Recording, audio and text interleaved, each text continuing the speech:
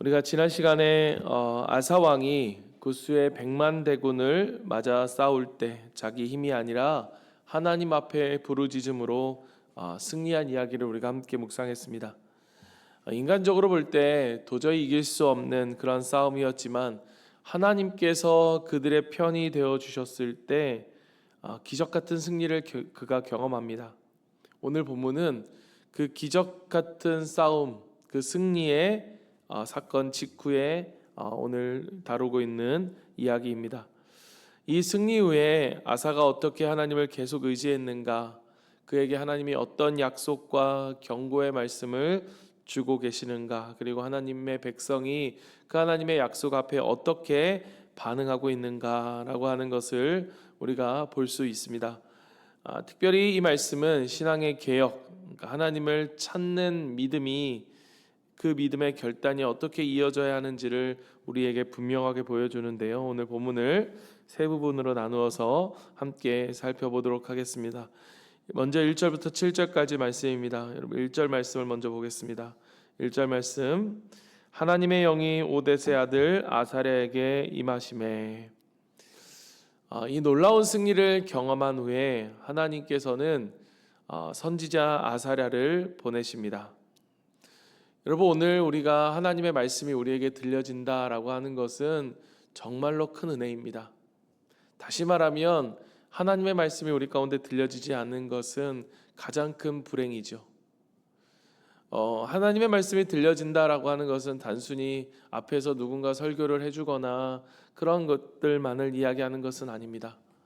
오늘 우리가 말씀 앞에 섰을 때 그 말씀이 오늘 우리의 마음에 닿고 있는가? 오늘 말씀 앞에 섰을 때 전혀 말씀이 들리지 않고 있는가?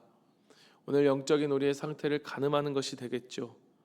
오늘 하나님의 말씀이 우리 가운데 들려진다면 그건 그 어떤 것과도 비교할 수 없는 축복일 것이며, 그렇지 않는다면 여러분 우리에게 영적인 빨간등이 켜지고 있는 거죠. 하나님은 이 선지자 아사랴를 보내십니다. 이스라엘 백성이 이 아사와 백성이 그 승리 앞에 교만해지지 않도록 다시금 경고와 약속의 말씀을 주고 계세요. 2절 말씀을 보십시오. 오늘 말씀에서 정말 중요한 말씀이고 또 우리가 살아가는 데 있어서 우리에게 주신 약속의 말씀, 그 약속의 중요한 원리를 보여주는 말씀인데요. 2절 말씀, 그가 나가서 아사를 맞아 이르되 아사와 및 유다와 베냐민의 무리들아 내 말을 들으라. 너희가 여호와와 함께하면 여호와께서 너희와 함께하실지라.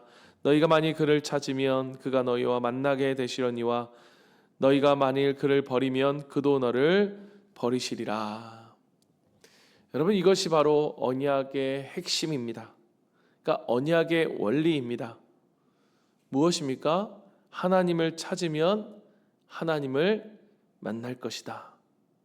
여러분, 여기에 어떤 조건이 있습니까?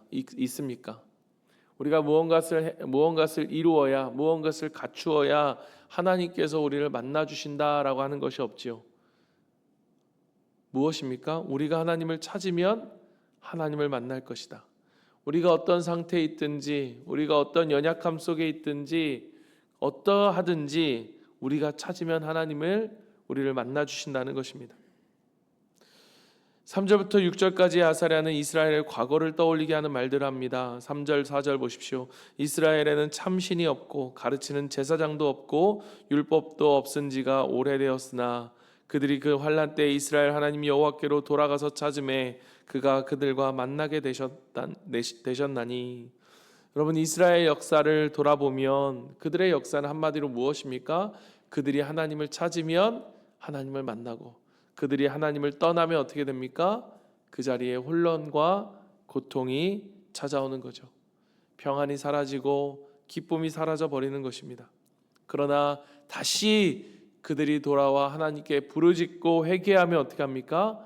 하나님께서 다시 그들을 만나 주시는 거죠. 그들 가운데 회복의 역사가 일어나는 것, 이게 여러분 이스라엘 백성의 구약의 역사가 아닙니까? 사랑하는 성도 여러분, 오늘 우리의 신앙도 동일합니다. 우리가 하나님께서 주시는 약속이 있습니다. 그게 무엇입니까? 하나님을 찾는 자를 하나님은 반드시 만나주시겠다라는 것입니다. 아무리 오랫동안 오랜 시간 동안 하나님을 떠나 있었다 할지라도, 많은 시간 동안 우리가 하나님을 버렸다 할지라도 다시 하나님 앞에 돌아오면, 하나님을 찾으면 하나님은 반드시 만나주시겠다라는 것입니다. 여러분, 이것보다 더 놀라운 약속이 우리 가운데 어디에 있겠습니까?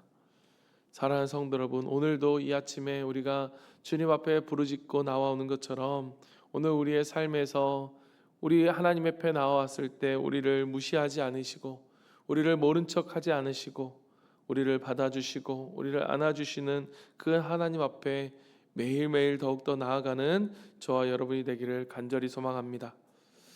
7절 말씀은 이 앞에 있는 6절까지의 말씀의 결론과 같습니다. 7절 말씀, 그런즉 너희는 강하게 하라, 너희 손이 약하지 않게 하라, 너희 행위에는 상급이 있음이라 하니라. 이 믿음의 길을, 이 신앙의 길을 포기하지 말라는 것입니다. 포기하지 말라는 것은 전제가 앞에 있겠죠. 무엇입니까? 포기할 수 있다라는 거예요. 그러니까 이 믿음의 길을 걸어가는 것이 결코 쉽지만은 않다는 것입니다. 그러나 여러분 기억하십시오. 하나님은 우리의 수고와 눈물을 기억하시고 반드시 우리에게 상급을 주시는 분이시다. 이 사실을 기억하며 우리가 오늘 이 믿음의 길을 끝까지 걸어가는 저와 여러분이 되기를 간절히 소망합니다. 이러한 하나님의 약속의 말씀을 듣고 아사가 어떻게 했느냐, 그 말씀 앞에 어떻게 반응했느냐. 아사는 선지자의 말씀을 듣고 즉시 반응합니다. 8절을 보십시오.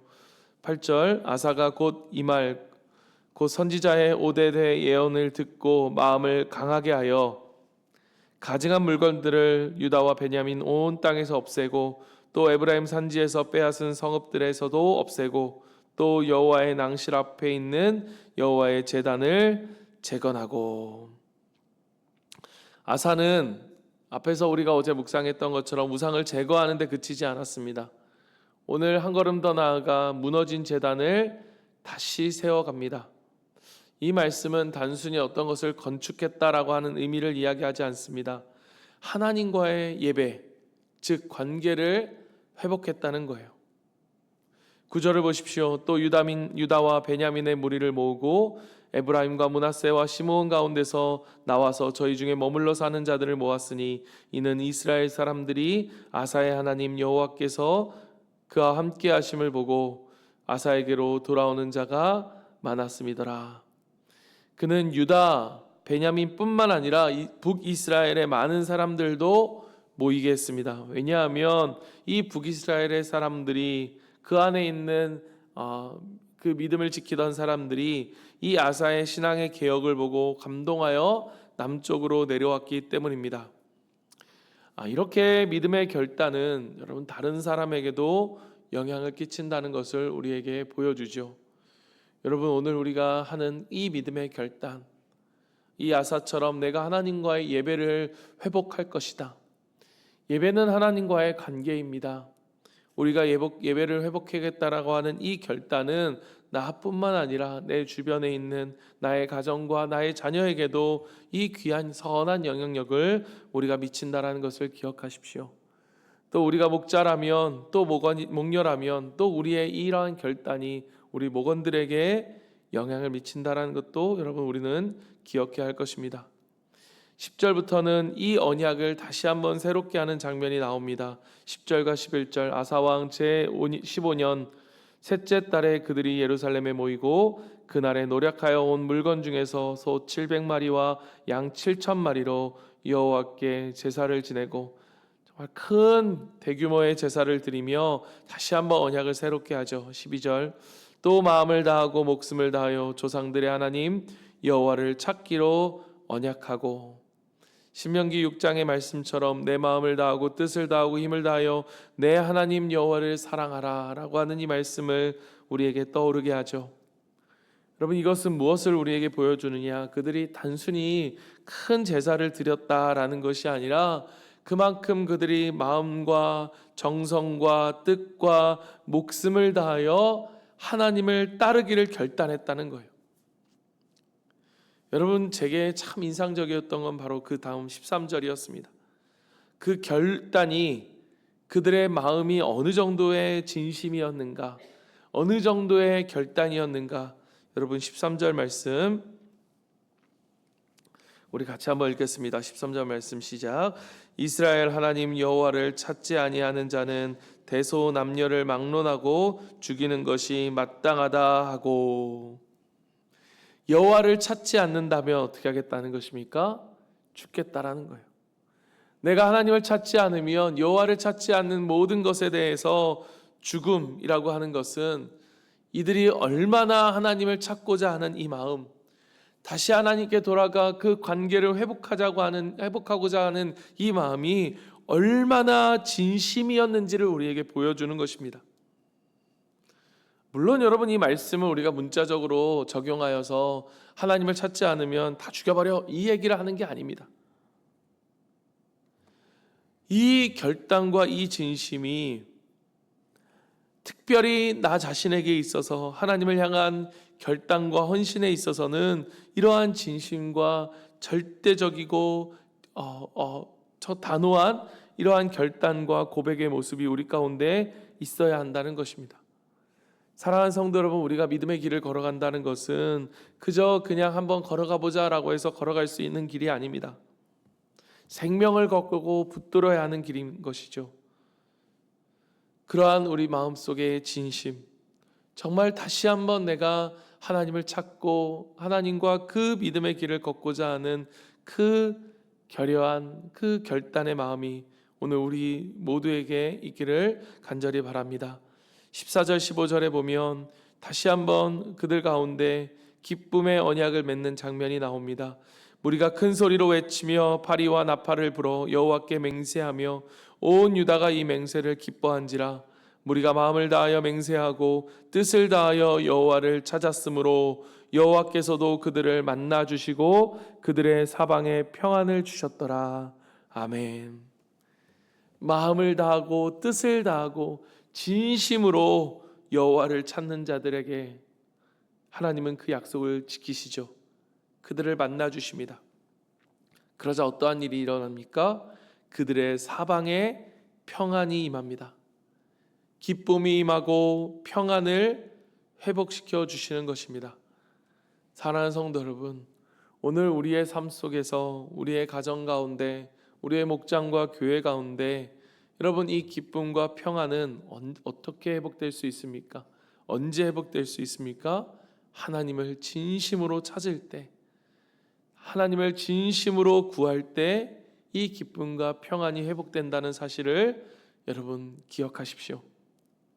우상을 버리고 다시 한번 우리 가운데 무너진 예배의 제단을, 마음을 추스려 다시 한번 하나님 앞에 진심으로 결단하고 헌신하고 그리고 마음을 다해 주님을 찾을 때 하나님은 반드시 기쁨과 평안함을 우리에게 회복시켜 주실 것입니다. 마지막으로 16절부터 19절까지 말씀입니다. 16절 말씀을 보십시오. 아사 왕의 어머니 마아가가 아세라의 가증한 목상을 만들었으므로 아사가 그의 태우의 자리를 폐하고 그의 우상을 찢고 빻아 기드론 시냇가에 불살랐으니. 여러분, 이 아사의 마음이 어느 정도였느냐? 자기 어머니 마아가가 아세라 목상을 만들었을 때 그 우상을 찍어버리고 태워버립니다. 그리고 그를 태우의 자리에서 폐하죠. 여러분, 여기서 중요한 점은 무엇입니까? 그의 이 마음이 얼마나 철저했는지를 보여주는 거예요. 그 모든 우상을 제거하고자 하는 것, 하나님을 의지하지 않고 다른 것들로 하여금 하나님을 의지하지 않게 만드는 모든 것들을 철저하게 제거했다는 거예요. 여러분, 오늘 우리에게 있어서 우상은 무엇입니까? 하나님을 의지하지 못하게 만드는, 의지하지 않게 만드는, 하나님보다 우리로 하여금 그것을 더 사랑하게 만드는 그것은 여러분 무엇입니까? 오늘 어머니라고 하는 존재, 어쩌면 그에게 있어서는 가장 가까운 존재, 그러한 것일지라도 하나님을 거스르는 자리에 세워두지 않는 이 모습을 통해서 우리에게 말씀하시는 것은, 신앙은 여러분 타협이 아니라 결단이라는 사실을 우리에게 보여주는 것이죠.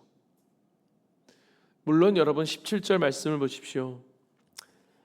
산당은 이스라엘 중에서 제하지 아니하였으나 아사의 마음이 일평생 온전하였더라. 그 가운데 부족한 점도 있었음을 이 역사서는 기록하고 있습니다. 즉 아사의 개혁은 아사의 온전했던 정말로 진지했던 진심과는 별개로 완전하지 못했습니다. 산당이 남아 있었고 여전히 부족함이 존재했다는 것이죠. 그러나 이 역대기의 저자는 이 아사의 마음을 뭐라고 이야기합니까? 그 마음이 일평생 온전하였다. 온전하였음은 그의 마음이 하나님 앞에 충성되었음을 보여주고 있는 것입니다. 사랑하는 성도 여러분, 하나님은요 그 마음을 보십니다. 하나님은 우리의 중심을 보십니다. 우리가 하나님 앞에 얼마나 진심으로 주님 앞에 나아오는지 하나님은 우리의 마음의 중심을 아시고 보시는 분이십니다. 19절 말씀, 마지막으로 말씀이 이렇게 마무리됩니다. 이때부터 아사왕 제35년까지는 다시는 전쟁이 없으리라. 사랑하는 성도 여러분, 진심이었지만 그러나 온전하지 못했지만 그러나 하나님은 그 마음을 온전하다 여기시고 이 아사의 삶의 평강으로 응답해 주셨습니다. 사랑하는 성도 여러분, 우리가 하나님 앞에 아무리 마음의 진심을 가지고 나아온다 할지라도 우리는 하나님 앞에 온전할 수 없는 존재입니다. 완벽할 수 없어요. 그러나 중요한 것은 무엇입니까? 우리의 마음입니다. 마음을 다하여 하나님을 찾는 거예요. 그리고 하나님은 그 마음의 중심을 보시고 우리 가운데 말씀하셨던 것처럼 네가 나를 찾으면 내가 너를 만날 거야. 우리 가운데 하나님의 평강과 기쁨을 회복시켜 주실 것입니다. 말씀을 마칩니다. 세 가지 교훈입니다. 하나님을 찾으면 하나님이 만나 주신다. 그리고 우리의 우상을 제거하고 예배를 회복해야 한다는 것이죠. 그리고 마음을 다하여 하나님 앞에 결단과 헌신으로 우리가 나아가는 것. 오늘 이 아사는 그 하나님을 찾는 결단을 했고 하나님은 그에게 그의 진심에 따른 하나님은 그에게 기쁨과 평강을 회복시켜 주셨습니다. 오늘 우리의 삶에도 우리 모두의 삶에도 이와 같은 하나님의 은혜가 동일하게 임하기를 간절히 소망합니다. 우리 시간 같이 기도하며 주님 앞에 나아가십시다. 우리가 나아갈 때에 우리가 이러한 결단과 고백으로 주님 앞에 나아가길 원합니다. 하나님, 우리가 더욱더 주님을 찾기 원합니다. 나의 게으름과 또 하나님이 아닌 다른 것들을 더 좋아하고 더 즐겨함으로 하나님 앞에 나아가지 못했던 이 나의 연약함과 아버지 나의 이 부족함을 용서하여 주시고 이 시간 나의 모든 우상들을 철저히 제거하고 다시 한번 우리의 무너진 예배를 회복합니다.